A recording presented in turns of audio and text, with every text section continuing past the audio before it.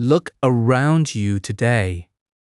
We live in a world where the word friend has been completely watered down. We have hundreds of friends on social media. We have business connections, networking contacts, and people we text when we are bored. But if your life fell apart tomorrow, how many of those people would actually stand by you? How many of them really know you? We chase numbers and shallow validation, but deep down, we feel more isolated than ever. Seneca, the great Stoic philosopher, saw this exact trap coming 2,000 years ago. He realized that most people will never find true peace of mind because they don't understand how to choose their companions. In his letters, he exposed a painful truth. Most of the relationships we cling to are not friendships at all. They are traps. Seneca argued that we make two fatal mistakes. First, we let people into our inner circle without checking who they are. Second, even when we call someone a friend, we keep them at a distance because we are afraid to trust them. In this video, we will break down Seneca's precise two-step system for building unbreakable bonds and weeding out the fake connections that are costing you your peace of mind. To understand Seneca's advice, we have to look at when he wrote it. These lessons come from his letters to Lucilius, a collection of 124 letters written at the very end of his life. Seneca was no longer the wealthy, powerful advisor to the Emperor Nero. He had retired from public life, knowing his time was short. He was reflecting on what actually mattered, stripped of political ambition and courtly games. Lucilius was a younger friend, and Seneca wrote to him not as a perfect master, but as a fellow traveler on the road to wisdom. In letter 3, Seneca jumps straight into the heart of the matter. He warns Lucilius about a common error in how people define friendship. He writes, "If you consider anyone your friend whom you do not trust as you trust yourself, you are making a mistake, and you do not sufficiently understand what true friendship means." This brings us to the first part of the problem, our modern obsession with superficial connection. We mistake proximity for intimacy. We think because we share an office with someone or because we share a mutual hobby, they are our friend. We share details of our lives, our opinions, and our vulnerabilities with people we have never truly tested. Seneca calls this out. He says we tend to perform friendship before we have actually built it. We call someone a friend, and only then do we start evaluating their character. We get it completely backwards. We give away our trust first, and then when they betray us or let us down, we act surprised. We spend weeks, months, or even years in relationships that drain our energy, feeling a constant low-level anxiety because we know deep down that these people do not have our backs.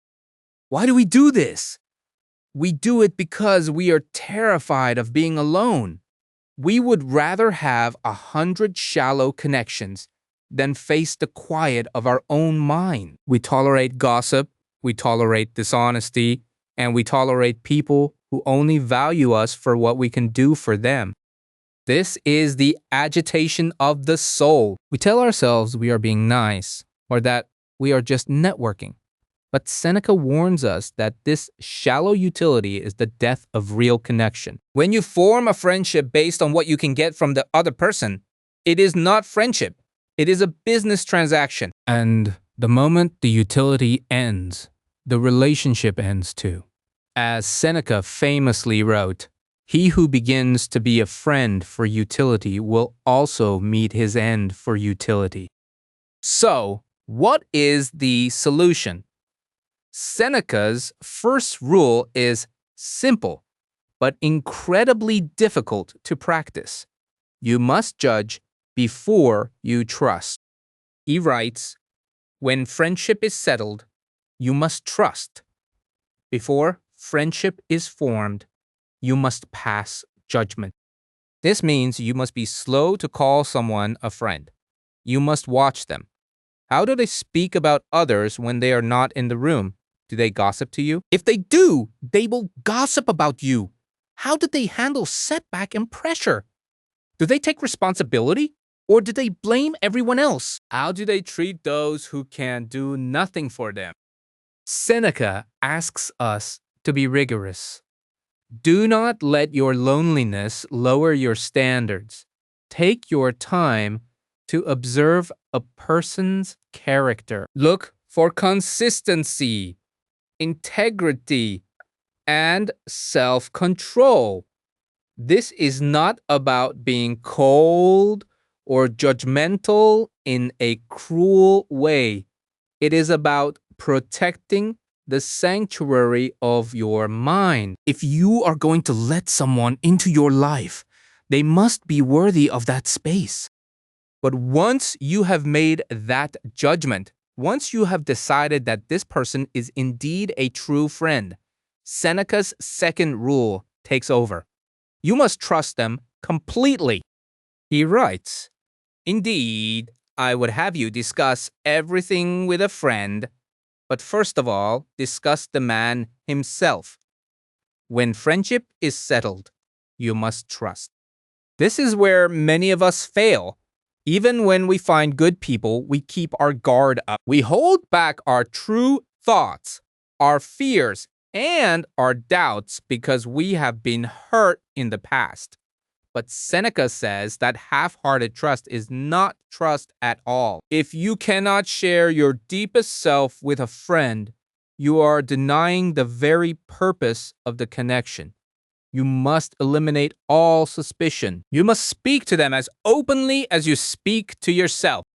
This leads to a fascinating Stoic paradox. Stoicism teaches that the wise man is self-sufficient. He does not need anything outside of himself to be happy. He has mastered his own mind, his own desires, and his own fears. So why would a self-sufficient person want friends? Seneca addresses this directly in Letter 9. He writes, the wise man is sufficient unto himself for a happy existence, but not for mere existence. Natural promptings, and not his own selfish needs, draw him into friendships. A Stoic does not seek friends to have someone to help him when he is sick, or to support him when he is poor. He seeks friends because it is human nature to share the good life. He seeks someone to love, someone to support, someone to grow with. The friendship is not driven by need, but by abundance. It is the overflow of a healthy soul wanting to share its virtue with another. Because of this, Stoic friendship is incredibly deep. It is not about casual hangouts or surface-level conversations. It is about mutual growth and ultimate commitment. Seneca writes, for what purpose, then, do I make a man my friend? In order to have someone for whom I may die, whom I may follow into exile, against whose death I may stake my own life. Compare this to what we call friendship today. We hesitate to help a friend move apartments, let alone follow them into exile. We avoid difficult conversations because they are uncomfortable. But Seneca reminds us that true friendship is a sacred responsibility. It is a commitment to the other person's soul. When you call someone a friend in the Stoic sense, you are saying your virtue is as important to me as my own. I am willing to stand by you through the worst that life can throw at us. To live this philosophy, we must avoid two dangerous extremes. Seneca points them out clearly. He writes, it is equally faulty to trust everyone and to trust no one. Trusting everyone makes you naive and vulnerable. It opens your life to opportunists, gossipers, and people who will drag down your character. But trusting no one is just as bad. It turns you into a cynic. It locks you in a prison of your own making, isolated from the beauty of human connection. The Stoic path is the path of deliberate selection. Be slow to open the gate, but once it is open, throw it wide. As you go about your week, take a look at the circle around you. Apply Seneca's 2 rules. First, have you judged before trusting? Are there people in your life who have not earned the title of friend, but to whom you are giving your time, energy, and peace? It might be time to step back and reevaluate. Second, are there true, virtuous people in your life whom you are keeping at a distance because of past fears? Take the risk. Trust them.